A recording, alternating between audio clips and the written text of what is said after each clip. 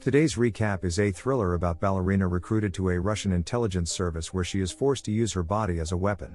Leading Russian ballerina Dominika Yegorova performs with the Bolshoi company. She and her ill mother, Nina, are cared for by the company. One evening in the middle of a show, her ballet partner trips over her and breaks her leg. At that moment Dominika's career ends. Dominika's uncle, Ivan Yegorova, is the deputy director of the SVR. He advised her to work for him because the Bolshoi won't be paying for her mother's medical bills for too long. Dominika concurs for the benefit of her mother. Her first task is seducing Dmitry Ustinov, a Russian gangster. She meets him in a bar, and the two go to her private room, where he rapes her. During the rape, Sergei Matorin, an SVR operative authorized by Ivan, kills him. As a result, Ivan offers Dominika to become an SVR operative, or be executed for witnessing Ustinov's assassination. CIA agent Nate Nash is based in Moscow. He is confronted by the police in Gorky Park, while meeting his asset which is named Marble. He creates a diversion to help his asset escape by shooting and running away. Nash is sent back to the United States but insists that Marble can only work with him. He is sent to Budapest to get in touch with Marble since he cannot return to Russia, as determined by the SVR. Dominika is taken to State School Calls 4, a harsh training facility for Sparrow's SVR agents skilled in using sex to seduce their targets. She takes part in professional training, some of which include nudity, having sex in front of the class, and study about various human sexual perversions and the psychology behind them.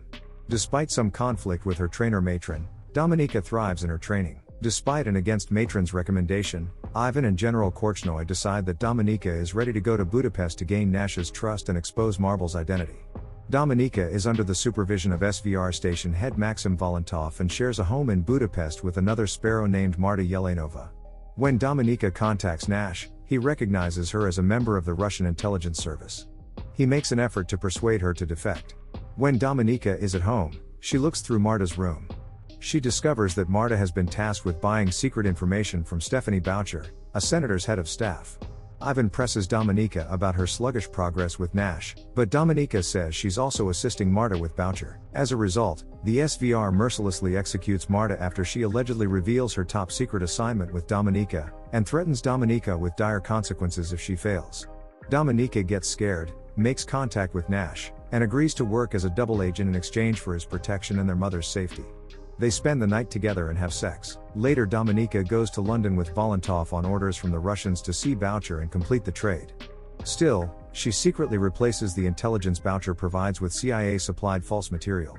Boucher discovers that American intelligence officers are watching her as she exits the meeting. She panics and backs into oncoming traffic, where she is struck and killed. As they watch Boucher, the Russian operatives know they have lost their mission. Dominika and Volantov are suspected of tipping off the Americans. They've been asked to come back to Moscow, and the SVR tortured them during lengthy interrogations for a few days.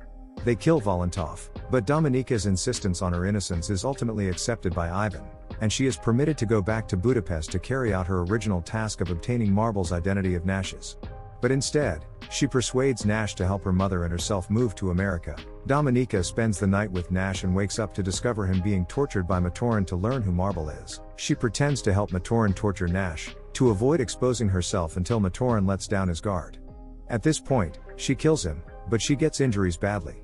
She awakens in a hospital where she sees General Vladimir Korchnoi, a senior officer who collaborates with Ivan. Identified as Marble.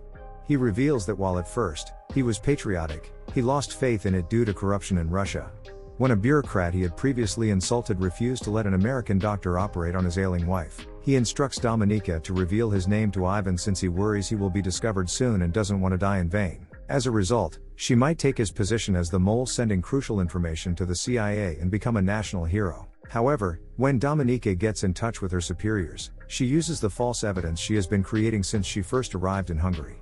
She did it to accuse Ivan that he is the mole and to blame him for the exchange in London. Ivan gets killed, and Dominika is honored by the Russian military ceremony attended by Korchnoi. Dominika, who is now back in Russia, lives with her mother. The movie ends when Dominika gets an unknown phone call. She listens to a person who plays Grieg's piano concerto. The same concerto she had earlier informed Nash of, was the music that played when she had danced in her first solo performance.